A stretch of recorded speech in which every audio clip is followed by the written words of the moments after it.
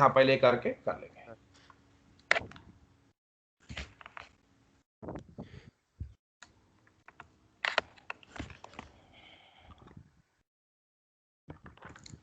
Okay, today's topic is understanding income statements. We have already done understanding balance sheet. Okay, so you already know the income statement format. If I'm not wrong, income statement components are very simple. What you write in income statement are a part of income statement. So what are the components of income statement? Just a second.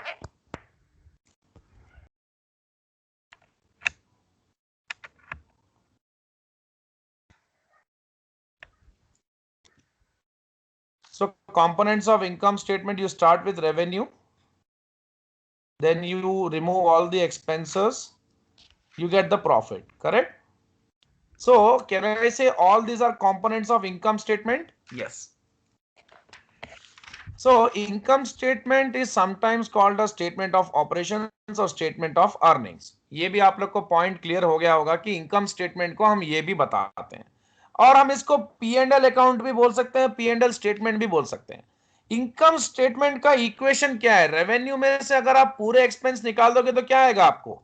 Net profit, net income या net profit, correct? Correct sir. All of you please focus. Yes sir.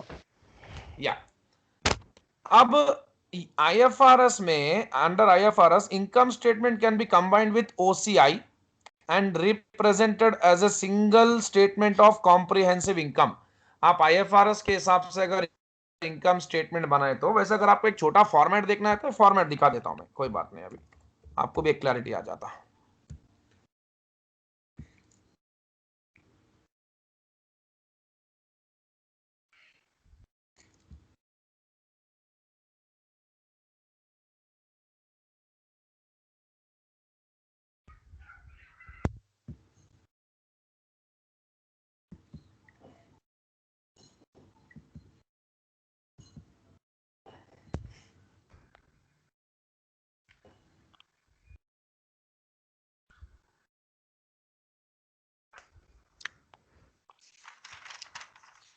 So this is understanding income statement. तो ये यहाँ पर जो point हम discuss कर रहे थे, under IFRS income statement is presented by what? It is a single statement of comprehensive income. Single statement of comprehensive income क्या है? यहां पर देख लो आप, ये एक यूरोपियन कंपनी है, वैन डॉट इंक, तो European company would follow IFRS, and ये यूएस कंपनी है, this will follow US gap. अब देखो यूरोपियन कंपनी देखो कैसे बनाती है, आपका रेवेन्यू में से कॉस्ट ऑफ गुड्स सोल्ड और सारे एक्सपेंसेस निकाल दिया, इसको ट्रेडिंग ऑपरेटिंग इनकम आ गया, अदर इनकम्स जो भी है ऐड कर दी, अदर ऑपरेटिंग इनकम एक्सपेंस जो भी एडलेस कर रहा है ऑपरेटिंग इनकम, उसके बाद यानी इसको क्या आ गया यहाँ पर? ऑपरेटिंग प्रॉफिट आ गया। क्या आ गया? Operating profit. आप सिर्फ फॉर्मेट समझो, और उसके बाद फिर नॉन ऑपरेटिंग ऑपरेटिंग पूरे एडजस्ट करके उसको पीबीटी आ रहा है, प्रॉफिट बिफोर टैक्स, फिर टैक्स निकाल रहा है। उसके बाद जो भी इसके ऊपर मत जाओ आप, ये आपको जरूरत नहीं है। इनकम फ्रॉम कंटिन्यूइंग ऑपरेशंस, यानी बिजनेस को चलाते से जो प्रॉफिट आ रहा है वो, और अगर कोई बिजनेस को बेच दिया है तो उससे भी अगर कोई इनकम आया तो वो will give us net income, ठीक है ना? और ये आपका जॉनसन कंपनी का एक स्टेटमेंट है। बट इसमें क्या होता है, आपको दोनों में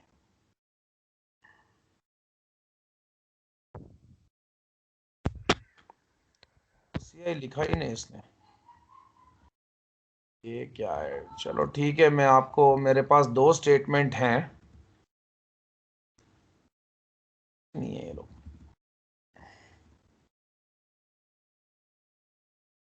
ऑलमोस्ट स्टेटमेंट सेम ही रहेगा, बट क्या होगा, ये जो अपना इनकम स्टेटमेंट है इसके नीचे OCI भी आ जाएगा, ठीक है ना? ये आप फोकस करो यहाँ पर,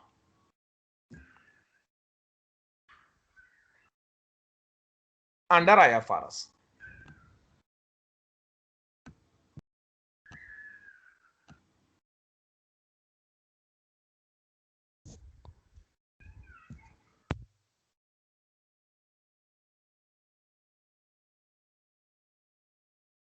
देखो आपके सामने स्टेटमेंट है, रेवेन्यू में से कॉस्ट ऑफ सेल्स निकाले, ग्रॉस प्रॉफिट आया, उसके बाद अदर इनकम ऐड कर दिए, ग्रॉस प्रॉफिट को, रेवेन्यू कॉस्ट ऑफ सेल्स निकाले, ग्रॉस प्रॉफिट आया, अदर इनकम ऐड कर दिए, उसमें से सारे एक्सपेंसेस निकाल दिए, इनकम टैक्स वगैरह सब निकाल दिए, ये पीबीटी आया, इनकम टैक्स निकाल दिए, पीएटी आ गया। उसके बाद आप नीचे क्या कर रहे हो, व्हाट इज दिस, OCI। अब ये इनकम स्टेटमेंट यहां पर खत्म हो गया आपका। उसके बाद आपका अदर कॉम्प्रिहेंसिव इनकम स्टार्ट हो रहा है, और ये इसको मिला के वो लोग पूरा स्टेटमेंट बना के क्या फाइंड कर रहे हैं, total comprehensive income for the year find कर रहे हैं कि नहीं कर रहे हैं? कर रहे sir. That's it. Now, so इसमें क्या होता है, separate statement showing all the revenue and expenses followed by a statement of comprehensive income that begins with net income। तो यही है आपको, यही आपके ये डिस्कस लेटर बोल के बता रहा, अभी नहीं बता रहा लेकिन आगे बताएगा। तो यही चीज हम डिस्कस कर रहे हैं। पूरा का पूरा नेट प्रॉफिट आने के बाद ओसीआई सेक्शन आता है, उसके बाद ये दोनों क्लब करके टोटल कॉम्प्रिहेंसिव इनकम फाइंड करते हैं बस। और इसमें क्या होता है, separates a section of single statement of comprehensive income, ये भी a section of single statement of comprehensive income, ये भी वही बनाता है। separate statement followed by statement of comprehensive income that begins with net income, ये भी वैसे ही बनाता है। separate statement with components of OCI presented in the changes statement of changes in stakeholders equity, यानी ये भी करता है वो, ये भी करता है। मेरे को समझ में नहीं आ रहा है कि why these people are differentiating. ये 2017 का बुक है। आज की डेट में जो ओसीआई में आप दिखाते हैं ना, वो फिर बाद में कहां जाता है, next it goes to what, retain earnings, statement of changes in equity. Okay. तो इसमें आपको सर, एक doubt है रिटेन मेरा। अर्निंग्स का कॉलम होगा, एक रिवैल्यूएशन सरप्लस का कॉलम होगा। जो भी प्रॉफिट है, जो प्रॉफिट एंड लॉस अकाउंट बना के जो प्रॉफिट है आपको नेट प्रॉफिट, वो रिटेन अर्निंग्स में जाएगा। और अगर आपको रिवैल्यूएशन गेन वगैरह कुछ है जो ओसीआई में आता है, वो किस में जाएगा, रिवैल्यूएशन सरप्लस में जाएगा। Correct, yes. Revaluation gain. यहां तक सब पॉइंट्स क्लियर है आपको? यस। देखो आपको मैंने statement of changes in equity का फॉर्मेट भी और क्वेश्चन भी भिजा रखा है। यहां पर आपके सामने एक फॉर्मेट है, वो फॉर्मेट फिर दिखा देता हूं, कोई प्रॉब्लम नहीं है, क्योंकि हम लोग फिर से पढ़ रहे हैं तो एक ब्रशअप हो जाएगा आपको। ये आपका statement of changes in equity का फॉर्मेट है, प्लीज ये ध्यान से देखो।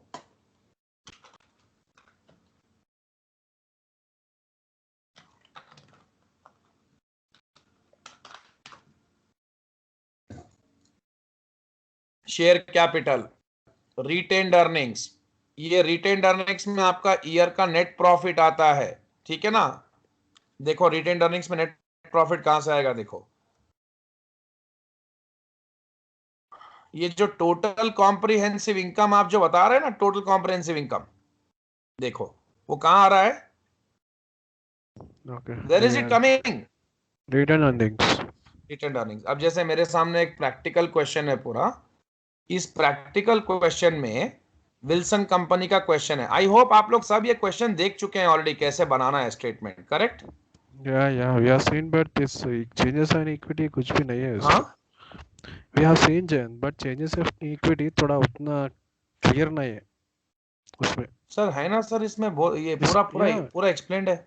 एक्सप्लेन्ड है, but this was I think it was not that clear. मैं आपको भेजा कि सेंड मी अदर वीडियो बोल के भेजा। Okay no problem, I will send, मेरे पास है वीडियो अभी आपको मैं आज सेंड करता हूं, वो दूसरे जो पोर्टफोलियो मैनेजमेंट के वीडियोस के साथ। इसमें जो आपका ये जो प्रॉफिट एंड लॉस अकाउंट बनाया हुआ है, देखो ये आपका प्रॉफिट एंड लॉस अकाउंट बनाया हुआ है।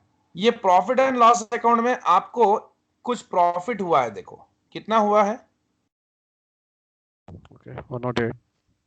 ये आपका प्रॉफिट फॉर द ईयर, ये कहां जाएगा, retain this thing, retain earnings. क्या नेम से आया, वो total comprehensive income for the year बोल के आया। करेक्ट और रॉन्ग? या अब आपके दिमाग में डाउट आएगा, अरे ये कैसा total comprehensive income for the year, ये तो 500 है, ये तो 500 है कि नहीं है। करेक्ट और रॉन्ग? या Yes. लेकिन इसमें रिवैल्यूएशन गेन कितना 392. आपका 392. रिवैल्यूएशन गेन किस में आता है? प्रॉफिट फॉर द ईयर आने के बाद what you show? OCI. Revaluation gain किस में आएगा? ओसीआई में आएगा कि नहीं आएगा? Yes sir, OCI. अरे बोलो ना, यहाँ पर प्रॉफिट बनने के बाद आपका ओसीआई सेक्शन शुरू हो गया, करेक्ट और रॉन्ग? Correct sir.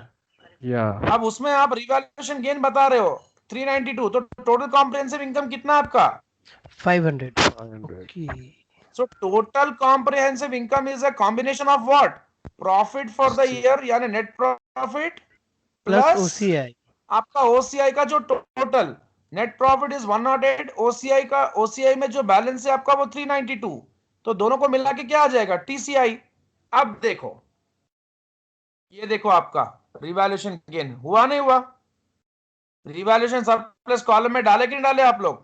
Yes. आपका statement of changes in equity में share capital, share premium, retained earnings, general reserve और रिवैल्यूएशन सरप्लस, ये 5 चीजें आती है, क्योंकि ये पूरा का पूरा सेक्शन इक्विटी से डील करता है। इक्विटी का मतलब क्या है? Share capital, then share premium if any, अगर प्रीमियम पे शेयर्स बेचा हो तो, रिटेन्ड अर्निंग्स, अगर आपका एवरी ईयर जो प्रॉफिट आता है उसको आप रिटेन करते हैं अकाउंट में, वो रिटेन्ड अर्निंग्स होता है, अगर कोई जनरल रिजर्व भी है वो भी, और रिवैल्यूएशन सरप्लस भी।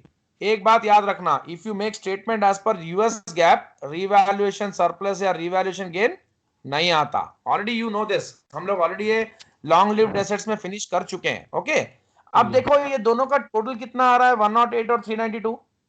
सफवान कितना आ रहा है? 500 सर। 500 सर। हाँ सफवान कहां पर हो? नहीं जो सर, सुन रहा हूँ। हाँ कितना आ रहा है टोटल? और सर 500 है सर, बराबर। सर एक डाउट है मगर मेरा, बोलो ना। जब से भरूं सर।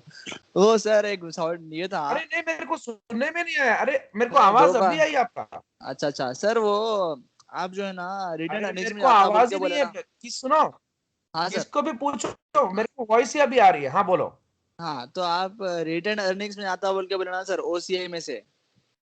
रिटेन्ड अर्निंग्स नहीं ओसीआई नहीं में से नहीं नहीं नहीं, ओसीआई में अपने को आते ना सर अमाउंट, क्योंकि अगर सरप्लस हुआ या कुछ भी हुआ तो। हाँ वो तो रिवैल्यूएशन सरप्लस बोल के सेपरेट अकाउंट है ना अपने पास। अच्छा देखो फिर आप। हाँ देखो मेरा बात सुनो। जी सर। जो तुम ओसीआई में बता रहे ना, वो statement of changes in equity में भी जाता। ये गेन ऑन रिवैल्यूएशन दिख रहा है, हाँ सर। तो ये यहां पर भी दिखाएंगे और वहां पर भी दिखाएंगे, हाँ दोनों सर, जगह पे दिखाएंगे। मगर सर अपन ये अमाउंट को अपन इक्विटी वालों को नहीं बांटते ना सर, वो पूछ रहा हूँ मैं। इक्विटी वाला को नहीं बांटते? क्यों नहीं मतलब बांटेंगे? अगर अगर अपने को फिर कुछ अपने को लॉस हुआ, वो वैल्यू रिवैल्यूएशन करते फिर अपने को उसकी वैल्यू कम हुई, तो फिर अपन क्या करते सर? वो तो पीएनएल में जाएगा ना, में चला वो जाए। तो पीएनएल में जाएगा, इसमें जीरो रहेगा। अच्छा, तो रिवैल्यूएशन जितना भी गेन होता वो सीधा इक्विटी वालों को बांट देते अपन। बांट देते, उन लोग को मिल जाता वो। यस, अच्छा, अगर कुछ कम हुआ तो फिर वो अपन जो है ना अपने कैश फ्लो कम होता बोलने का मतलब अपने पीएनएल में पास से। जाता, वो पीएनएल को माइनस करता, नेट प्रॉफिट को कम करता वो। ओके ओके, मतलब मैं वही डाउट था मेरा कि कहाँ जाता है अमाउंट बोल के ये। हाँ नहीं, जो भी आपको गेन हो रहा ना, वो अपन सीधा डायरेक्टली OCI। इक्विटी में हाँ लिख सकते हैं, वहां लिख के यहाँ लिख, वो अमाउंट वाया ओसीआई आएगा यहाँ पर। समझ में आ रहा है? हाँ हाँ, समझ गया सर। आने के बाद फिर इक्विटी वालों को चले जाता वो amount. Yes yes yes. Got it sir, thank you sir. हाँ, तो अब ये सारा पॉइंट आप लोग को क्लियर हो गया। अब हम लोग जाते हैं फिर से अपना फॉर्मेट पे, ठीक है? आपको यूएस गैप के हिसाब से भी फॉर्मेट देखना है, वो भी दिखा देता हूं। सर थोड़ी आवाज ब्रेक हो गया रही सर। मेरे को भी वैसे ही आया अभी मैं क्या करूं बोलो यार, मैं नेटवर्क का कुछ नहीं कर सकता हूं। ये सर, अपन सही लोग बात है। एक मजबूरी में पढ़ रहे हैं boss. Ji sir. Who likes this बोलो? मेरे को तो ऑनलाइन बिल्कुल पसंद नहीं है। मेरे को आई भी sir. Like interaction, sir I को लाइक पल्स पे इंटरेक्शन काम विद कर रहे हैं स्टूडेंट्स। सर। यू नो कितना हेडेक से, मतलब कितना वो दिमाग खराब लग के पढ़ाना पड़ता है इसमें। Just a second, I am showing you my the format. हाँ एक सेकंड, यूएस गैप का भी फॉर्मेट देख लो, तो पूरा एक क्लियर खत्म हो जाता, पॉइंट क्लियर हो जाता। सर कल सुबह आज सुबह 6 बजे तक पढ़ते बैठा सर मैं मालूम समझ में वो जो है ना थियरी थोड़ा नहीं समझ में आ रहा था मैं कुछ का रेशियो का बोल के हाउ सफान बैठा ना मॉर्निंग तक। मैं सुबह 6 बजे तक बैठा हूँ रात के 9 बजे शुरू अरे करा तो कौन ये नहीं पढ़ना भैया, रात को जग के सवेरे उठ के पढ़ना। ओ क्या है कि सर कितने की क्वेश्चन सॉल्व करा थियरी क्वेश्चन आते कि स्किप कर दे रहा हूँ मैं प्रैक्टिकल क्वेश्चन आ कर रहा हूँ खाली theory question, okay okay okay. But you should develop a habit of studying in the morning. जैसा अब रात में सोए थे कि लेट हो जा रहा हूँ Because you can't sleep you can't sleep in the daytime with what we say deep. You cannot have a deep sleep in the daytime. What you can have at night time, because disturbance नहीं रहता ना।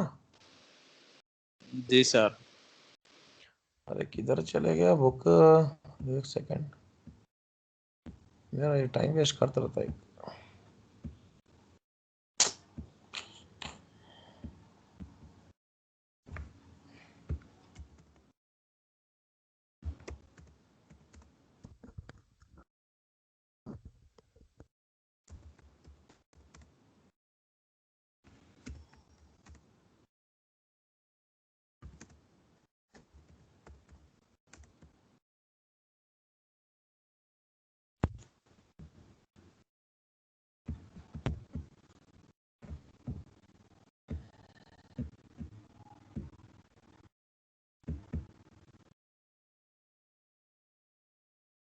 सफान ratios किया है क्या inventory का? नहीं नहीं भैया वो क्या नहीं करा मैं सो गया था सुबह देखना है फोर्थ वीडियो एक बार देखे तो फिर से जरा सर भेजे मेरे को वीडियोस बेसिक के एक बार वो देख के करता हूँ फिर से ठीक है ठीक है।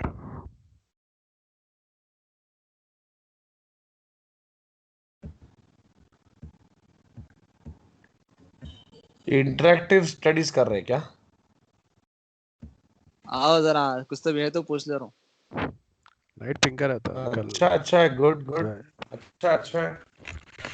वो अकेले बैठे तो नहीं होता सर मेरे को चार चार पांच लोग होना पड़ता है तो मेरा मजा आता है वो करने में हम्म।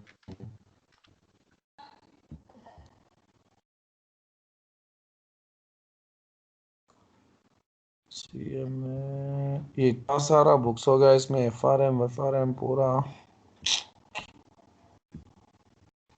ठीक है मिल गया अभी से। हाँ ये रहा, चलो।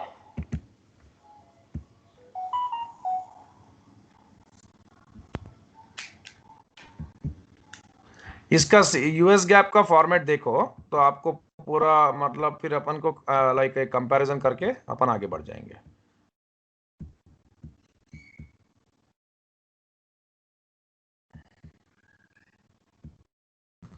इसका statement of changes in equity. अब इसके statement of changes in equity में आपको रिवैल्यूएशन गेन वो नहीं आता। देखो एक्यूमुलेटेड ओसीआई बोल के दिखा रहा है यहाँ पर, बट इस ओसीआई में अदर कॉम्प्रिहेंसिव इनकम में आपको रिवैल्यूएशन गेन जैसा कुछ नहीं रहता। बट क्या रहता, अब आपके दिमाग में डाउट आ रहा, वो अपन सिक्योरिटीज वगैरह लेते देखो उसके वैल्यू में चेंजेस होता देखो, बट उसमें हमारे हाथ में पैसा नहीं आता। वो सब चीजें इसमें आती है। अब अगर आपके हाथ में एक सिक्योरिटी खरीद के रखे आप, अब देखो, hello all of you please follow. Yeah yes. Unrealised yes gain sir और losses on available for sale debt securities. आपको याद होगा मैं जब चैप्टर पढ़ाया था आपको अंडरस्टैंडिंग बैलेंस शीट, उसमें मैं आपको पढ़ाया था ना कि जो भी आप सिक्योरिटीज होल्ड करके रखते तो होल्डिंग से भी अपने को गेन होता है, बट वो हाथ में रियलाइज नहीं होता। तो वो सब चीजें कहां आती है? ओसीआई। ओसीआई में आती। यूएस गैप में एक रिवैल्यूएशन गेन छोड़ के सब कुछ आता बॉस, इतना याद रखो। आपका एक फुल फ्लेड स्टेटमेंट है यूएस गैप के हिसाब से, statement of income and comprehensive income, single set of statement है। आपका रेवेन्यू उसमें से सीओजीएस निकाल के सब करके, एक्सपेंसेस निकाल के, ऑपरेटिंग नॉन ऑपरेटिंग इनकम पूरा एडजस्ट करके आपको नेट इनकम आता। टैक्सेस निकालने के बाद नेट इनकम आता, उसके बाद ओसीआई, उसके बाद अदर कॉम्प्रिहेंसिव इनकम और loss net of income tax बोल के आता। ठीक है, उसके बाद फिर आपका स्टेटमेंट ऑफ चेंजेस इक्विटी, वो भी बता दिया मैं आपको। प्रीफर्ड स्टॉक मतलब और कम दोनों बोलते हैं, ठीक है ना। आवाज कट रही है उसमें ये आवाज लोग बहुत क्या कट रही बोलते हैं, सर सिर्फ अब आ रही वॉइस आपको? नहीं सर, हेलो, बहुत सा ब्रेक हो गया रही मालूम। सबको वही प्रॉब्लम हो रहा क्या? Hello, No, sir. या तो थोड़ा हुआ था जैन, नाउ इट्स फाइन। अब ठीक है ना? या दैट्स अब देखो, अब देखो, इन लोग के हिसाब से जो इक्विटी है वो पूरा का पूरा प्रिफर्ड स्टॉक एंड स्टॉक दोनों है। लेकिन अगर सिर्फ कॉमन इक्विटी बोले तो only common stock, preferred stock नहीं लेना। समझ में आया? ओके। देखो, equity means what? Equity means preferred plus common equity, okay?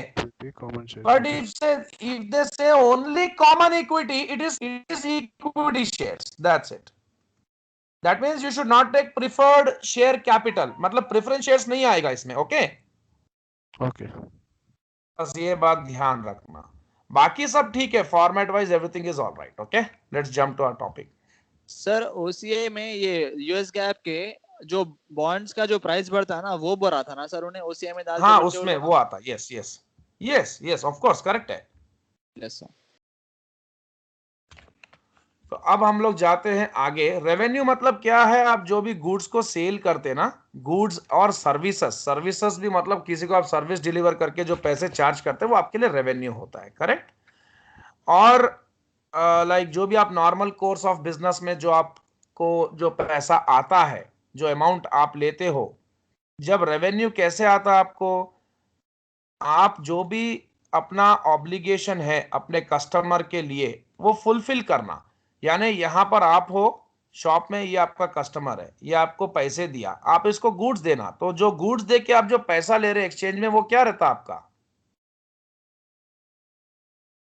Revenue. Revenue. But revenue profit नहीं है। रेवेन्यू वो फिगर है जिसमें आपका एक्सपेंस हिडन है, वो एक्सपेंस को निकाल दिए तो आपको इनकम आ जाता। That's it. क्योंकि रेवेन्यू मतलब अगर मैं एक 10 रुपए में एक बॉक्स लेके आया और उसको 15 रुपीज में बेच रहा हूं, तो ये 10 रुपए का बॉक्स मैं जो लेके आया, ये मेरा कॉस्ट है। अब इसके साथ साथ मेरा 2 रुपए मेरा पूरा और भी खर्चा है, एडमिनिस्ट्रेशन, ये पूरा मिलाकर, तो उसको और प्लस फिर मेरा मार्जिन ऐड कर रहा हूं मैं 3 रुपीज, मार्जिन ऐड करके मैं 15 में बेच रहा हूं, ठीक है ना? तो मेरा प्रॉफिट कितना होगा? 15 माइनस 12, क्या आ गया प्रॉफिट? 3 रुपीज। दैट्स इट, वैसा होता है। तो ये सब तो कोई प्रॉब्लम नहीं है। एक्सपेंसेस आपको पता है क्या क्या होते हैं। आपका एक्सपेंसेस शुरू होता है सीओजीएस से, और जो भी आपके administration expenses, operating expenses, selling expenses, ये पूरे एक्सपेंसेस होते हैं, ठीक है? फिर आपके नॉन ऑपरेटिंग एक्सपेंसेस भी होते हैं, करेक्ट? तो ये पूरे एक्सपेंसेस, इसको एक बार रीड कर लो। ये पॉइंट्स में कुछ बताने का नहीं है, मैं आगे बढ़ जाता हूं। हाँ, एक्सपेंस और गेन में क्या फर्क होता है बॉस? एक्सपेंस तो आपको डेली बेसिस पे खर्चा होता है, ये रेवेन्यू नेचर के हैं। क्या है? क्या बोला मैंने? Revenue revenue nature. Nature. Loss क्या है? लॉस आपको वन टाइम होता, एवरीडे लॉस थोड़ी होता बॉस। आप ईयर में अपना स्टेटमेंट एक बार बनाते तो उसमें आपको मालूम चलता कि आपको प्रॉफिट है कि लॉस है, करेक्ट और रॉन्ग? Yes sir. और आप जो अगर आप देखो, प्लीज ध्यान रखो, expenses is something which is of recurring nature. बहुत सारे बच्चों को एक्सपेंस और लॉस का डिफरेंस ही नहीं मालूम, ठीक है? तो एक्सपेंसेस जो है वो डेली बेसिस पे आप अपने जेब से जो लगाते रहते हैं वो खर्चा है। बिजनेस में जो भी पैसा है, जो खर्चा होता है वो खर्चा है। लॉस क्या होता है? पूरे ईयर का जब पूरा बिजनेस का एक्टिविटी पूरा फिनिश करने के बाद, मतलब पूरा ईयर, कोई भी चीज का एक टाइम होता है, तो पूरा एक ईयर का पूरा अपन अपना एक्टिविटीज वाइंड अप करके लास्ट डेट बैठ के अकाउंट्स बना रहे, उसमें मालूम चल रहा है कि अपने को प्रॉफिट है कि लॉस है। तो ये प्रॉफिट को हम लोग गेन भी बोलते हैं। ये प्रॉफिट या गेन भी वन टाइम है, और ये लॉस भी हमारे लिए वन टाइम ही रहता, करेक्ट और रॉन्ग? इसको हम लोग बोलेंगे नॉन रिकरिंग नेचर। क्या बोलेंगे? Non recurring nature. That means ये एक ही बार होता। जैसे अब एक छोटा एग्जांपल और मैं आपको बता सकता हूं। अगर आपके पास कोई ओल्ड प्रॉपर्टी है, वो ओल्ड प्रॉपर्टी को आप सेल कर दिए, तो ये ओल्ड प्रॉपर्टी को बेचने से आपको प्रॉफिट भी हो सकता, लॉस भी हो सकता। ये डेली रूटीन बेसिस पे होता है या वन टाइम होता? One one time, sir. Time होता है sir. One time. That's it, बस उतना ही है। एक बार ये पूरा चेक कर लो।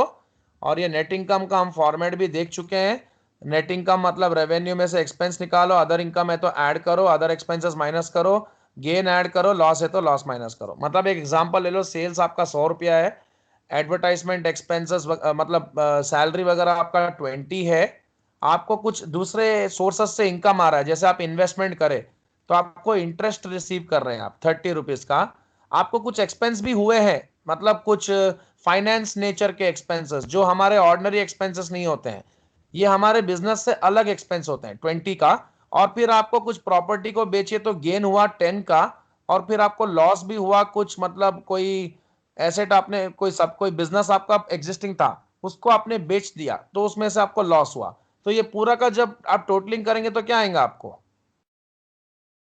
नेट 95. इनकम। तो ये 80 हो गया, 80 प्लस 30 आपका कितना हो जाता है?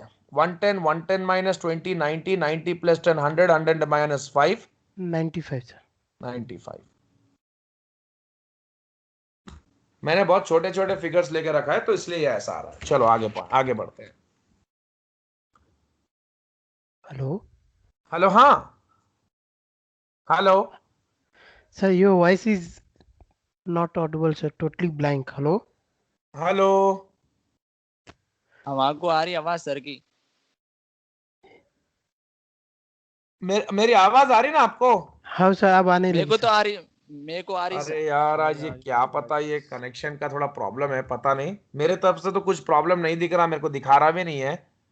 अगर किसी को कोई इश्यू है तो आप मेरे को बोलो, नहीं तो आप वापस से रिज्वाइन करो। ओके, चलो नाउ। Okay sir.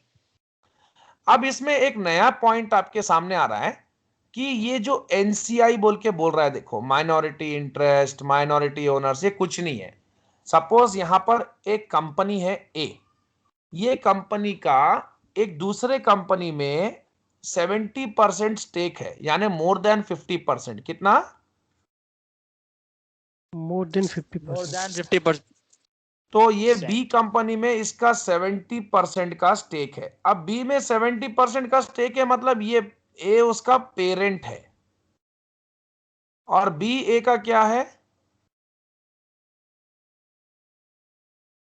सब्सिडरी। क्या बोलते हैं उसको? सब्सिडरी। तो Subsidiary. इसमें 30% किसका है? बी B वाले का company. शेयर। नहीं, एनसीआई का है। अच्छा, नॉन माइनॉरिटी। कंट्रोलिंग इंटरेस्ट और माइनॉरिटी इंटरेस्ट, करेक्ट। अब यस आपके सर। दिमाग में डाउट आएगा कि सर बी का है बोल के क्यों नहीं बोल रहे? मैं आपको नहीं बोल रहा हूं बी का नहीं है, बी का भी हो सकता वो।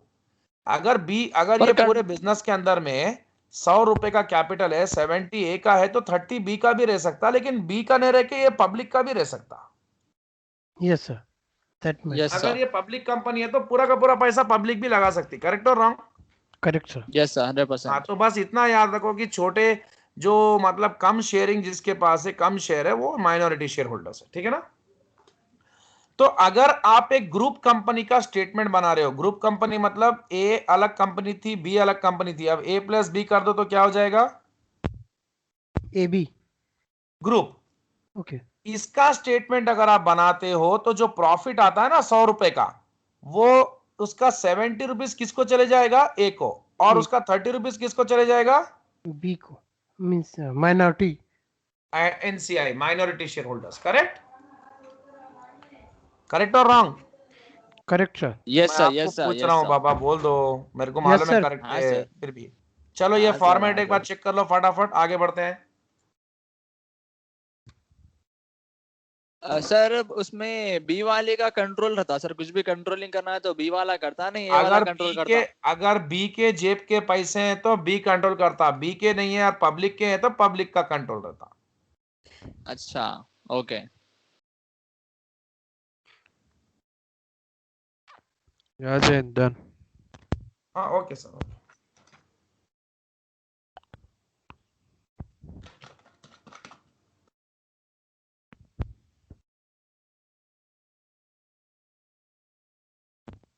What is this?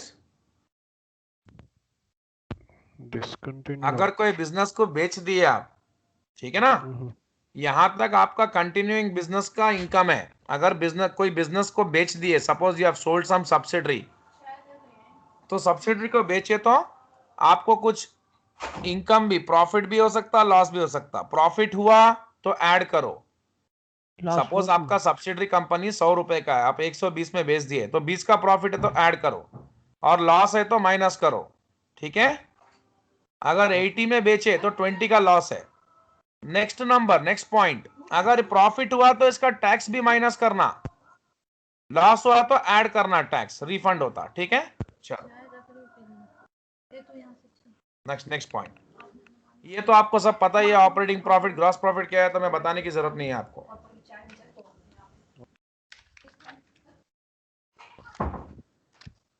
तो अभी next point, calculate revenue given information that might influence the choice of revenue recognition method। तो रेवेन्यू को रिकॉग्नाइज कैसे करना है बॉस? आपको कोई भी रेवेन्यू आया तो how will you recognise it? तो उसके लिए there are 5 steps you need to follow. Okay, so under accrual method मतलब we recognise things when we earn it rather than receiving. मतलब कैश आया तो रिकॉग्नाइज करने का केस नहीं है यहां पर। अगर आपने जो सर्विस, आपने जो प्रॉमिस किया है वो फुलफिल कर दिया है और उसका पैसा ड्यू भी है फ्यूचर में, तो भी आप रिकॉग्नाइज कर सकते हो। करेक्ट और wrong? Yes yes sir. Yes sir, That बराबर। is an accrual concept. Yeah. So revenue is recognized when earned and expenses are recognized when incurred. The important point to remember is that accrual accounting does not necessarily coincide with the receipt or payment of cash. यानी payment या receipt से मतलब नहीं है। अगर हम कोई काम कर दिए, सर्विस डिलीवर कर दिए, हमारे को पैसा आ गया, समझ लेना, हम अर्न करें, रिसीव करना बाकी है बस। Consequently, firms can manipulate net income by recognizing revenue earlier or later, or by delaying or accelerating the recognition of expenses. कुछ कंपनीज कुछ मैनिपुलेशन कर सकते हैं। क्या करते हैं वो लोग? नेट इनकम को रिकॉग्नाइज करते पहले ही, बेचे नहीं उससे पहले बता लेते। ठीक है ना, मतलब कुछ कुछ कंडीशन सेटिस्फाई करना है, कुछ कंडीशन सेटिस्फाई करने से पहले रेवेन्यू बता दिए उसको। वो कंडीशंस अभी हम डिस्कस करेंगे। या कई कई बार वो लोग डिले करते बताने में, तो वो सब नहीं है। एक्रूअल कॉन्सेप्ट के हिसाब से आपको जब अर्न करे तब रिकॉग्नाइज कर लेना है। So according to IASB, don't worry, मैं हमेशा आपको IFRS बोलता हूं ना, ये IFRS के स्टैंडर्ड्स बनाने वाला बोर्ड है IASB, international accounting standards board. Correct? And US gap को बनाने वाला कौन सा है?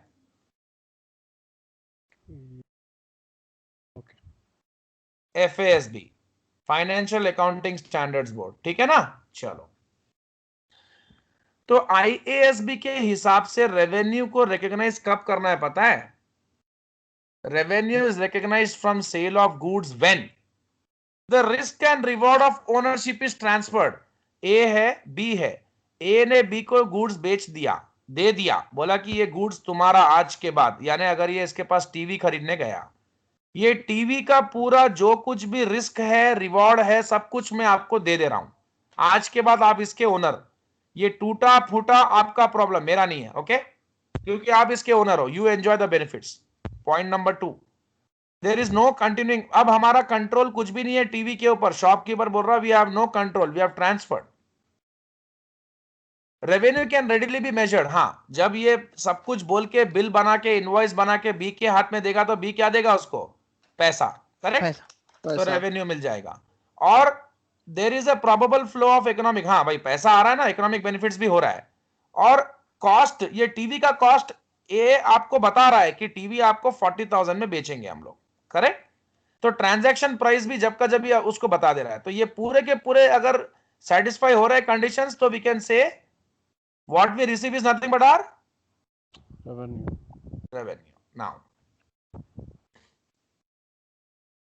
दोनों में भी थोड़े थोड़े डिफरेंसेस आएंगे आपको। एक IASB के हिसाब से है, एक FASB के हिसाब से है, तो वो दोनों देख लेना आप, अभी बताता हूँ।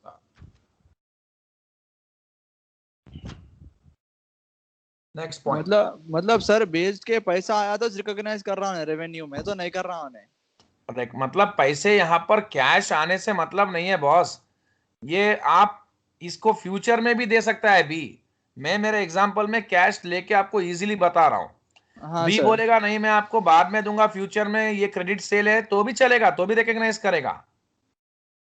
अच्छा, ओके अब सर। आप, हाँ, मतलब वो कैसा है बोले तो इंस्टॉलमेंट सेल्स भी होता है, या मतलब उसमें एक केस नहीं है। देखो उसमें एक केस नहीं है। अब जैसे बिल्डिंग बनाते हैं, बिल्डिंग का कैसा होता है, जैसे जैसे फेज वाइज बनाएंगे वैसे वैसे ही तो रिकॉग्नाइज करेंगे ना, पूरा एक साथ डाल देंगे। नहीं सर, जैसा ऐसा तो ऐसा करते हैं। हाँ मतलब कैसा होगा, हमारा सेल्स तो हो गया 10 लाख का, लेकिन उसमें हम लोग सिर्फ हमारा हमारा जो सेल्स है, अब जैसे क्या होता है, तुम मेरे से एक अपार्टमेंट खरीद रहे, 50 लाख का कोटेशन है, तुम मेरे को पूरा पैसा थोड़ी दिए। ये ओके। पूरा हम लोग कैसे डिस्कस किए बोले तो, पहले मैं स्लैब बनाया तो 10 लाख, करेक्ट। हाँ सर। तो 10 लाख मेरे को आ रहा ना, तो ये जी मेरा सर, जी सर। रेवेन्यू है। 50 लाख थोड़ी पे करे आप मेरे को, हाँ। तो वैसा ओके। जनरली अपने दिमाग को कूल रखो। समझ लो कि एक दुकान में एक जना उसको बेच दिया सामान, पैसे ले लिया। नहीं तो अगर क्रेडिट से ले तो क्या करता वो, क्रेडिट सेल को भी दिखाता इंस्टॉलमेंट में 40,000, रहता, दिखाता हाँ। दिखाता सेल्स बोल के दिखाता, लेकिन ये 40,000 को फिर कहां दिखाता, बैलेंस शीट में रिसीवेबल्स में दिखाता। रिसीवेबल्स बोल के बताता। समझ में आ रहा। हाँ, yeah. Yes, खाली sir. गुड्स चले गए उसके पास, था बस से अपने को। बस ना। और services rendered revenue is recognised when amount, अगर अपने को पैसा आ गया, उसको जो भी अपन सर्विस दे रहे उसका पैसा अपने को आना, और वो जो भी अपन उसको सर्विस दे रहे उसको रिलायबली मेजर करके बताना अपन उसको, ठीक है ना, कि भाई इतना इतना सर्विस हम आपको दे रहे हैं, इतना लगेगा आपको। हमको इकोनॉमिक बेनिफिट्स आना चाहिए। Stage of completion can be measured, यानी हम जो जो स्टेज में कंप्लीट करके दे रहे हैं वो हिसाब से वो हर स्टेज को मेजर करना है। और cost incurred and cost of completion can be readily measured, मतलब हम इमीडिएटली सामने वाले बंदे को जब कोट करके बोलेंगे कि भैया हम आपको, आप मेरे को 50 रुपए दो, तो 50 रुपए का मैं उससे कोट कर रहा हूं तो उतने का काम भी करना ना, करना कि नहीं करना। करना Correct. सर। That's it. उतने का काम नहीं करे तो उतने का एलिजिबिलिटी भी नहीं है मेरे को। That's it. नाउ एफएएसबी के हिसाब से revenue is recognised in income statement when realised और रियलाइजेबल। क्या बोला मैंने आपको, या तो आपको पैसा आ जाना चाहिए या तो आपको पैसा आने वाला हो तो भी चलेगा, करेक्ट। हाँ सर। yes yes और अगर आप अर्न कर लेते हैं तो भी, अर्न कर लेते हैं मतलब रिसीव करने का कोई गारंटी नहीं है, रिसीव बाद में भी कर सकते हैं, ये बात याद रखना। मैं क्रेडिट सेल की बात कर रहा हूं, समझ में आ रहा है। जी सर। हाँ, क्योंकि मैं क्या है आईएफआरएस भी पढ़ाता हूँ, यूएस गैप भी पढ़ाता हूँ। वैसे मेरे पास इसका इतना डिटेल्ड चैप्टर है, आप एक बार वो पूरा चैप्टर देखे तो आपको समझ में आ जाता कॉन्सेप्ट्स। भेजो सर। बहुत डिटेल में पढ़ाया हुआ है, आपको पूरा आइडिया भी आ जाता, बट उतना डीपली आपको, आप पढ़ना है तो पढ़ो, मेरे को परवाह नहीं, मैं दे देता हूं आपको, कोई इशू नहीं ना। सफन को टाइम है, हाँ सफन को टाइम है अभी, मेरे को नहीं नहीं है। सर, मेरे पास टाइम अगर इस आप टाइम उसको है। रेफर करें तो अच्छा ही रहता ना, उसमें बुरा Yeah. कुछ नहीं है।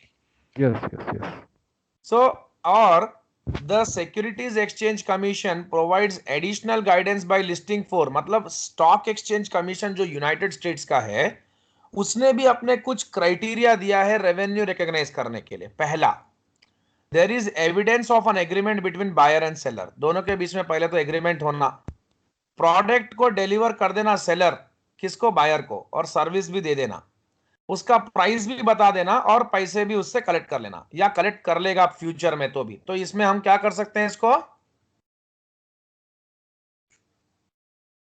Revenue. Correct. Point number two, अगर फर्म कैश पहले ही ले लेता है एडवांस में, सपोज मैं तुम्हारे को मेरा प्रॉपर्टी है, इसमें रेंटल के लिए आप मेरे को पूछे भैया मेरे को आप एक फ्लोर रेंट पे दो, एक मेरा फ्लैट बनाया हुआ है रेंट पे दो, अब इसका पैसा मैं आपसे 10,000 के हिसाब से 1,20,000 एडवांस में ले लिया, क्या मैं आपको सर्विस डिलीवर करा, नहीं करे सर। तो इसको मैं क्या बोलूंगा, अनअर्न्ड रेवेन्यू। Unearned revenue. इसको हम लोग डिफर्ड इनकम भी बोलते हैं, कई बार ऐसा वर्ड्स यूज करते हैं वो लोग। Yes, sir. Deferred income. हाँ, इसको हम लोग इनकम रिसीव्ड इन एडवांस भी बोलते हैं। Commission. Yes, sir. Yeah. और मैं आपसे बार बार डिस्कस कर चुका हूं, मैं पहले भी अच्छे से बता चुका हूं। नाउ अनअर्न्ड रेवेन्यू हमारे लिए लायबिलिटी होता है, करेक्ट। Correct, sir. Yeah. और फ्यूचर में जैसे जैसे सर्विस मिलेगा वैसे वैसे अर्निंग मेरा मैं रेवेन्यू की तरह बता दूंगा। जैसे मैगजीन पब्लिशर टिपिकली सब्सक्रिप्शन जो है वो एडवांस में लेता है। अब when payments are received both assets cash and liabilities unearned revenue increase। अब जैसे क्या होता है, देखो मेरा बात ध्यान से सुनो, ये मेरा बैलेंस शीट है, आपसे मेरे को क्या आया, कैश आया। और मेरा लायबिलिटी भी है ना, आपको मैं आपको सर्विस डिलीवर नहीं कराना अभी। Correct sir. हाँ सर, नहीं करे सर।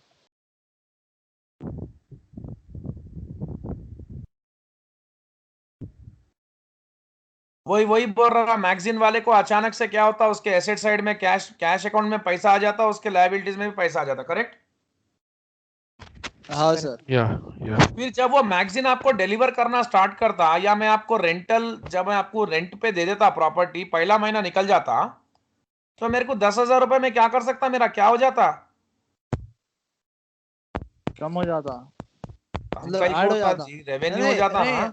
हाँ, अनएड रेवेन्यू में से कम हो जाता। मैं क्या करता हूँ बोले तो, आपको इनकम, मैं आपसे एडवांस में कितना ले लिया, रेंट रिसीव्ड, देखो मैं बताता हूँ, रेंट रिसीव्ड मैं आपसे ले लिया 1,20,000, उसमें से आउटस्टैंडिंग कितना है भाई, रेंट में आपसे कंप्लीट है कितना, मैं आपसे रेंट रिसीव 120 करा ना, या हाँ सर। माइनस माइनस कितना, कितना मेरा रेवेन्यू कितना रखे, मतलब आपसे मेरे को कितना, 10,000। हाँ, income every month received in advance. तो आप मेरे पास अभी रेंट पे रहोगे, और मैं 10,000 ही मेरा रिकग्निशन होगा, तो 1,10,000 में काट दूंगा इसमें से। वो क्यों काटूंगा, आउटस्टैंडिंग है उतना मेरे को स्टिल आप उतना आपका मेरा एडवांस पड़ा हुआ है ना, तो कितना रेवेन्यू है या मेरे पास अभी आपका, 10,000। 10,000 next month 20, third month 20, fourth month, ऐसा करते करते करते करते पूरे ईयर में 120 हो जाएगा, और मेरा कैश अकाउंट में पैसा भी दिख जाएगा, और ये लायबिलिटी मेरा खत्म हो जाएगा, यस यस हाँ सर, बराबर। करेक्ट। या देखो देखो एक्चुअली में मैं आपसे रिसीव करा कितना, 120, मैं आपको वापस देने का कितना है आउटस्टैंडिंग, आउटस्टैंडिंग 110। ये मैं आपको वापस करने का रहेगा ना, आप कभी छोड़ के चले गए तो वापस करने का रहेगा कि नहीं रहेगा, रहेगा सर। हाँ, ओके, ये बोलो अगेन उसकी इन सर्विस देना। Minus income received in advance, यही करते ना अपन। हाँ सर, देखो बराबर देखो बराबर सर। देखो, आपको आपका जो पैसा है रेंट रिसीव्ड, ये आपका पूरा साल वो रह गया, आपको 50 दिया, आउटस्टैंडिंग इनकम कितना है, आउटस्टैंडिंग इनकम कितना रहेगा, 70 रहेगा, करेक्ट। तब जाके यस। 120 बनेगा। मैं आउटस्टैंडिंग इनकम की बात नहीं कर रहा हूं, मैं इनकम रिसीव्ड एडवांस की बात कर रहा हूं। तो हेलो, जी सर, हेलो, जी सर, जी सर। दो चीज होती है बॉस, एक आपको पैसा आने का होता है, एक आपको पैसा आ गया आपको सर्विस देने का होता है, करेक्ट और रॉन्ग। 100% सर, सही बोले। ये आपको पैसा आने का है तो ऐड करोगे, अगर आपको पैसा देने का है ना, उन छोड़ के चले गए तो आप वापस देते नहीं देते उसको। हाँ, देते सर, बराबर। तो मैं कितना रिकॉग्नाइज करना मेरे स्टेटमेंट में खाली अभी फर्स्ट मंथ, 10,000 करना, उसका रेंट बाकी इतना अच्छा माइनस बोल क्यों के। करना, मैं मेरा रेंट एक्चुअली में मेरा रेंट कितना आना है उससे, 1,20,000। और 1,20,000 मेरे को उससे आना है, करेक्ट, रेंट मेरा पूरा यही है। अब यस सर। वो बंदे से मेरे को पहले महीने का 10 ही आया ना, क्योंकि 1,10,000 मेरे को उसको वापस करने का रहेगा ना कभी भी, हाँ सर, बराबर। तो 10 रिसीव हो गया। अब दूसरे महीने में 1,20,000 रेंट है उसका, 1,00,000 उसको वापस करने का रहूंगा मैं, क्यों, क्योंकि अगर वो छोड़ के गया तो सिर्फ कितना रिकॉग्नाइज कर सकता मैं, 20,000। क्लियर है अबे आपको। सर ये समझ में नहीं आ रहा सर, समझने की कोशिश करा अभी। क्यों, doubt is that sir, first one is 1,20,000 is income received in advance, हाँ और इसने sir means that rent person has already given no sir this one 1,20,000, तो ये हाँ, हमारे में से माइनस होता ना सर 10,000। मैं वही तो बता रहा हूं आपको, मैं आपको डिफरेंस समझा रहा हूं। अच्छा, आप अपने इनकम स्टेटमेंट में इनकम बताओगे कि लायबिलिटी बताओगे, मैं इसको लाइबिलिटी बताऊंगा सर, आप क्योंकि लायबिलिटी इनकम। तो बैलेंस शीट में बताओगे ना बॉस। Yes sir. आपका रेंट जो रिसीव्ड है, ठीक है, चलो ऐसा करो, आपको पूरा पैसा 120 आ गया, ठीक है ना। Okay sir. अब उसमें आप उसको जनवरी का सर्विस दिए, तो कितना रेवेन्यू मिलना आपको? अभी 10,000 ही मिला है सर उससे। 10,000 और ही मेरे को इनकम बताऊंगा ना मैं। यस सर, 10,000 और ओनली वी विल बाकी 1,10,000 तो मैं आपको वापस देने का रहूंगा ना। Yes sir, correct. क्यों देने का रहूंगा? अगर आप छोड़ के चले गए, बोले मेरा पैसा मेरे को वापस कर दो, बोले तो मुझे दे देना पड़ेगा सर। हाँ, तो मेरा रेवेन्यू कितना रिकॉग्नाइज हुआ? सिर्फ ओनली 10,000। वही तो बता रहा हूं, और क्या बता रहा हूं भाई। 120 में से मैंने उसको जो सर्विस दिया है वो तो सिर्फ 10,000 का दिया है ना, तो 120 में 1,10,000 काटूंगा तो 10 ही बचेगा ना। यस सर, 10 ही बचेगा सर। ठीक है, छोड़ो। अभी तुम मेरे पास रेंट पे रह रहे हो, तो ओके सर। रेंट रेंट मेरा रिसीव करना है, ठीक है ना, सपोज। तो अभी आप मेरे को हर महीने रेंट दे रहे हो, तो मैं रेंट लिख दिया 10,000, ऐसे करके 5 महीने का रेंट मेरे को दे दिया, 50 आ गया। ओके अभी सर। की कुछ रीजन के वजह से आप बाहर चले गए, तो वो रेंट तो मतलब मैं रिसीव कंटिन्यू। नहीं कर रहा हूं, बट मैं अर्न तो कर रहा हूं, ठीक है ना। तो मैं क्या लिख के रखूंगा आपके अकाउंट में? आउटस्टैंडिंग इनकम मीन्स तो आउटस्टैंडिंग रेंट आउटस्टैंडिंग कितना लिखूंगा? 70, करेक्ट। Sir, correct sir. 120। अब मेरे को आपसे पैसा पूरा 1,20,000 आ गया। ओके एक सर। सेकेंड ना, 120 आ गया रेंट रिसीव्ड, ठीक है ना। ओके। अब इसमें क्या हो रहा है, मैंने ये अर्न नहीं किया बॉस, खाली रिसीव किया हुआ है। अब इसमें से मेरी अर्निंग कितनी है? 10,000। क्योंकि इतना तो मैं आपको वापस करने का रहूंगा ना जैन मंथ के हिसाब से। जैन मंथ का मेरे को इनकम रिसीव हो गया, बाकी तो आउटस्टैंडिंग हो ना मैं आपको। यस सर, आउटस्टैंडिंग रहोगे सर। यस। हाँ, तो माइनस। माइनस। तो अर्निंग इतने का, ये आउटस्टैंड आने का है तो ऐड, देने का है तो minus. Yes sir, got it now. हाँ,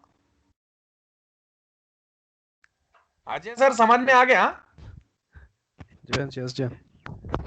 नहीं तो अगर आप Yeah. ऐसा समझ लिए तो बहुत सिंपल रहता। आप क्या करो बोले तो, ये पूरा भूल के 10,000 ऐड करते जाओ ना भैया रेवेन्यू अकाउंट में। Yeah, that's it. और कैश अकाउंट में तो 10,000 भर ही गया, पहले से रखा हुआ है। यहां से लायबिलिटी में से 10,000 निकालते जाओ, ये liability set of, year and में 120 आ जाएगा। बट ये प्रॉब्लम क्या होता है, जब बंदा बीच में छोड़ के जाए तो क्या होगा, वो एक प्रॉब्लम तब आएगा, करेक्ट और रॉन्ग। तब उस टाइम देना पड़ जाता है। तब यस उस सर। टाइम पे मैं जो आपको बता रहा हूं वो पॉइंट आपको याद रखना है बस। चलो अभी एक सेकेंड आगे बढ़ते हैं।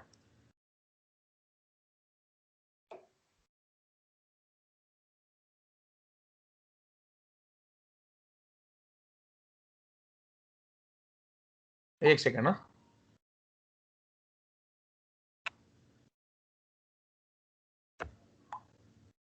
तो next point, so as magazine is delivered, publisher recognizes revenue on the income statement and liabilities is reduced। वो इतना ही बोल रहा है, वो इतना ही बोल रहा है ना। हेलो, हाँ सर, हाँ सर, ये हाँ हाँ सर, सर। हाँ सर, बराबर। मैगजीन मैगजीन वाला जैसे जैसे मैगजीन डिलीवर करेगा, वो क्या करेगा, लायबिलिटी कम करता जाएगा और इनकम स्टेटमेंट में इनकम बढ़ाता जाएगा। That's it. So yes sir, बराबर। Revenue is usually recognised using recognition criteria previous disc. ये तो पूरा पॉइंट क्लियर हो गया। चलो अभी एक और पॉइंट हम डिस्कस करते हैं, लॉन्ग टर्म कॉन्ट्रैक्ट्स के बारे में।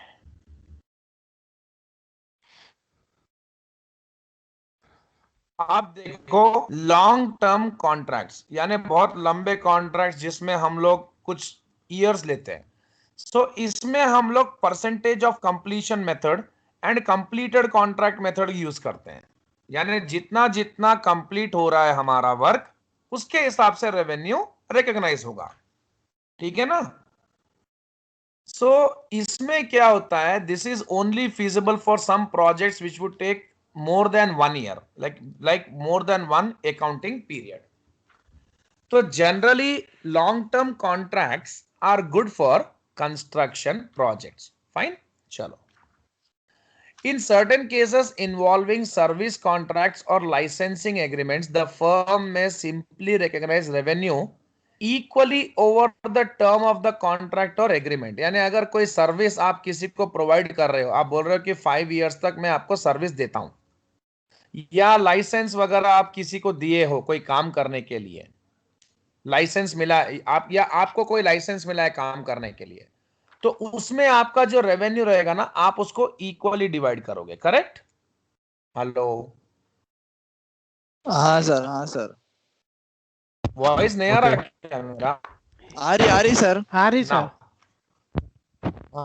हाँ. When the outcome of a long-term contract can be reliably estimated, मतलब अगर वो आउटकम ऐसा है कि आप उसको डिलीवर करके ही दोगे, मतलब ऐसा होना चाहिए कि वो रिलायबली एस्टिमेट होना चाहिए कि हाँ भाई आउटकम है, ये बना के देगा. Percentage of completion method is used under both IFRS and US gap. मतलब अगर कोई कंस्ट्रक्शन करके देते हो आप किसी को और उसको बोलते हो कि 5 इयर्स में मैं बना के दे दूंगा, तो उस समय में to recognise your revenue you have to use the percentage of completion method as per IFRS and US GAAP. अब वो कैसे करना है we will see right now, don't worry. ठीक है ना? So accordingly revenue expense, यानी अब जो आप कंस्ट्रक्शन का काम करोगे उसका खर्चा भी होगा, and therefore profit are recognized as the work is performed. तो मैं आपको एक सिंपल बात बता देता हूं, ये एक बिल्डिंग है बॉस. बिल्डिंग का आपको क्या होता है, स्लैब वर्क से लेके first floor, second floor, third floor, fourth floor, 5 floors बनता. तो हम क्या बोलते कस्टमर को कि आपका 50 लाख रुपए का फ्लैट है, 5 लाख रुपीज आप डाउन पेमेंट करो, एंट्री आपका जब एंट्री होता जब, तो वो हमारा स्लैब वर्क के लिए हम लोग उसको रिकॉग्नाइज कर लेते. अब ये 5 लाख का जो रेवेन्यू आप उसको जो बोल रहे हो, उसमें आपका कॉस्ट भी तो होगा ना, खर्चा होता नहीं होता? होता है सर। अब ये जो है परसेंटेज ऑफ कंप्लीशन कितना है, ये 10% है सर. तो 10% का ही मैं आपसे पैसा ले लिया. अब फर्स्ट फ्लोर बना देने की मैं आपको बोलता हूं 10 लाख रुपए दे दो, 20% ले लिया. ऐसे करके मैं अपना 100% आपसे पैसा ले लूंगा पूरा प्रोजेक्ट के लाइफ टाइम में. लेकिन जो साल में जितना पैसा लिया उसका रेवेन्यू तो मेरा यही होगा ना, और उसका एक्सपेंस मैं उससे रिकॉग्नाइज करके क्या क्या कैलकुलेट करूंगा, प्रॉफिट. समझ में आ रहा? सर जरा कॉन्सेप्ट मेरे को समझ में नहीं आ रहा सर, एक बार फिर अरे से बोलना भाई, सर। अभी 50 लाख का फ्लैट है, उसका मैं 5 लाख रुपए आपसे लिया फर्स्ट ईयर का, खाली स्लैब ओके। बने, तो इसका खर्चा भी मेरा लगाऊंगा 4 लाख रुपए. 5 लाख माइनस 4 लाख कर तो क्या आता? 1 लाख। ये प्रॉफिट हो गया, खत्म. वही बताना चाह रहा हूं जब से, अच्छा। वो उस ईयर का प्रॉफिट हो गया. करेक्ट? हाँ sir. Correct, sir. That's it. फिर नेक्स्ट ईयर में फिर मैं आपको और कंप्लीट करके दूंगा, तो और आपसे पैसे लूंगा, और उसका आपको मैं जो भी मतलब उसका रेवेन्यू मैं आपसे चार्ज करूंगा वो 10 लाख होगा, उसका मेरा एक्सपेंस होगा 8 लाख, मेरा प्रॉफिट होगा 2 लाख. ऐसा बताना है मुझको. फिर 5 इयर्स में मेरा पूरा फ्लैट कंप्लीट हो जाएगा 50 लाख का, तो मेरा रेवेन्यू मेरे को पूरा मालूम हो जाएगा. दैट्स इट, उतना ही है. हाँ सर, लेते जा रहे, रिकॉग्नाइज करते जा रहे अपन। दैट्स इट, उतना ही है, और कुछ नहीं है. चलो एग्जांपल देखते हैं. चलो कुछ पॉइंट है यहाँ पर देख लेते हैं. The percentage of completion is measured by total cost incurred to the date divided by total expected cost of the project. मैं क्या बोला आपको, कितना लिए आप? प्रोजेक्ट का 5 टोटल लाख। कॉस्ट कितना है? 50 लाख। तो कितना परसेंट हुआ? 10%। That's it. ठीक है. Now, under IFRS, if the firm cannot reliably measure the outcome of the project, यानी उसको पता नहीं है कि कितने टाइम पे होगा, revenue is recognized to the extent of contract cost. Costs are expensed when incurred and profit is recognized only at completion. ठीक है ना? तो अब देखो, मैंने जो पहले आपको बताया कि जब आउटकम आपको पता है तो क्या करना है. Outcome, if you know the outcome, C point को प्लीज ध्यान से समझो. If when the outcome of a long term contract can be readily measured, readily estimated, that means outcome of the contract can be estimated, तब आप percentage of completion method use कर लो. लेकिन point number 2, if the firm can not reliably measure the outcome, यानी आपको पता नहीं है कितने साल में फिनिश होगा, हो सकता है 5 में भी या 7 ईयर्स में भी, correct? Hello? Okay, sir. Yes sir, yes sir. Yes. So revenue is recognised to the extent of contract cost, यानी आपको वो कॉन्ट्रैक्ट आप साइन कर रहे हो तो उसमें आपको जो कॉस्ट बता रहा है उसके हिसाब से वो रेवेन्यू को रिकॉग्नाइज करेंगे। सो कॉस्ट का मतलब क्या होता है? कॉस्ट आर एक्सपेंस्ड व्हेन इनकर्ड, यानी जैसे जैसे आपको खर्चा होता रहेगा वैसे वैसे आप कॉस्ट अपना रिकॉग्नाइज करते जाओगे और अकॉर्डिंगली उसके हिसाब से सामने वाले बंदे को भी चार्ज करोगे कि नहीं करोगे पैसा। आप बोलोगे भाई इतना इतना खत्म हो गया हमारा काम, इसका मैं आपको इतना कोट कर रहा हूं 4 लाख, इतना मैं इसके लिए मैं आपको 5 लाख कोट कर रहा हूं, करेक्ट और रॉन्ग? Correct, sir. और उसका खर्चा मेरे को 4 लाख लगा। यहां पर परसेंटेज ऑफ कंप्लीशन की बात नहीं कर रहा हूं, यहां पर हमको पता नहीं है कि हम इतना परसेंट कंप्लीट कर देंगे। पहले देखो 5 ईयर, अपन 5 ईयर्स बोले ना, 5 ईयर्स में हमारे पास पूरा प्लान रेडी है कि हम 5 ईयर्स के अंदर में 10% फर्स्ट ईयर में, 20% सेकेंड ईयर में, 20% थर्ड ईयर में पक्का बना के दे देंगे। सेकेंड वाले केस में क्या है कि कितना टाइम लगेगा बनाने में नहीं मालूम। आप L&T जो मेट्रो बनाया हैदराबाद का, कितने टाइम में बोला उन्होंने 5 ईयर्स में बना देता हूं, कितना टाइम लगा उसको? 10 साल। फिर 10 साल उसको पता नहीं है ना कब तक, क्यों बीच में कोई स्ट्राइक आ जाता, गवर्नमेंट चेंज हो जाता, क्या होता क्या नहीं होता। तो ऐसे केसेस में revenue is recognised to the extent of contract cost, यानी जितना मेरे को लगा खर्चा उतना उसको मैं 4 लाख रुपए मेरा खर्चा लगा, उसको मैं मेरा मार्जिन ऐड कर दे रहा हूं 1 लाख, सामने वाले को 5 लाख बोल दे रहा हूं। समझ में आ रहा? हाँ सर।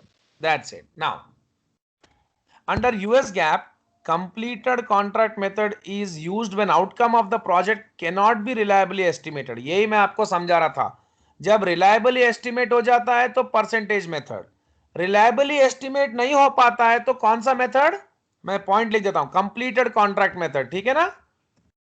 ओके, कंप्लीशन के बाद ही पता चलता है। हाँ, that's what. When reliably estimated. हाँ नहीं सर, एक सेकेंड, आउटकम, हाँ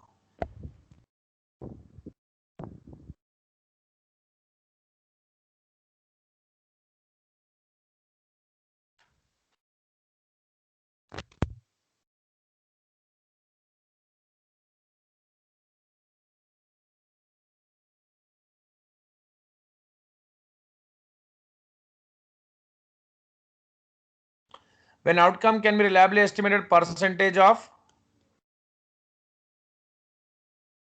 completion method। और इसमें क्या होगा?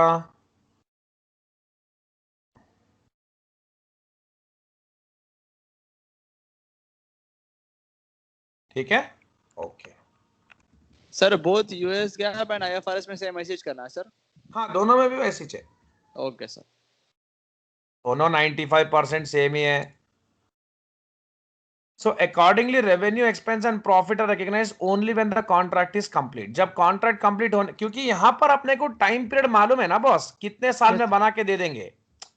इधर पर हमको Yes. मालूम है ना, Yes, sir. For like 5 years or 10 outcome years. पता है, हाँ 5 ईयर्स। यहां पर बोल नहीं सकते, तो जैसा जैसा खत्म होगा वैसा वैसा लास्ट में पूरा बनने के बाद कंप्लीटली इतने में मैं आपको बेच दे रहा हूं। मतलब अपन रेवेन्यू उसको उसको बोलते भाई इतने में मैं आपको बेच रहा हूं, अपन 10 लाख बोलते सामने वाले को, उसमें अपना कॉस्ट 8 लाख लगता, 2 लाख प्रॉफिट, खत्म। समझ में आ रहा? पैसे लेते रहते बनाते रहते सर।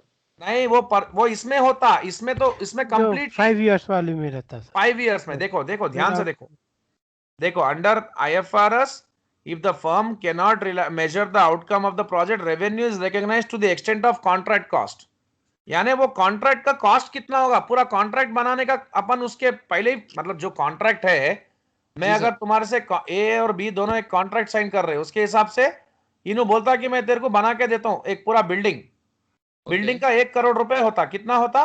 1 करोड़। वो 1 साल में बनता, 2 साल में बनता, 3 साल में बनता, उसका कोई एस्टिमेट नहीं है, बट हाँ। बना के देंगे। कॉन्ट्रैक्ट का कॉस्ट कितना है? 1 crore.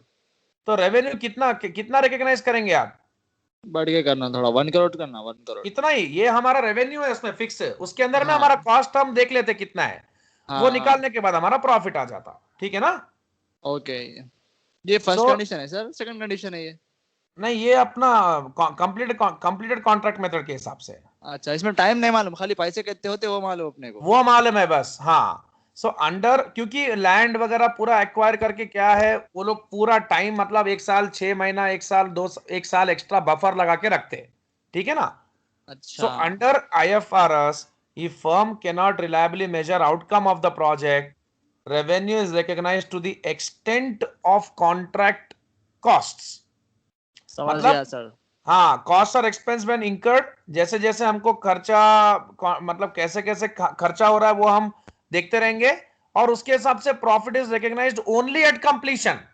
Profit is recognised only at Completion of the project. completion. Under US GAAP, completed contract method is used when outcome of the project cannot be measured. ये भी वही बोलता है। Accordingly, revenue, expense and profit are recognized only when the contract is complete. समझ में आया?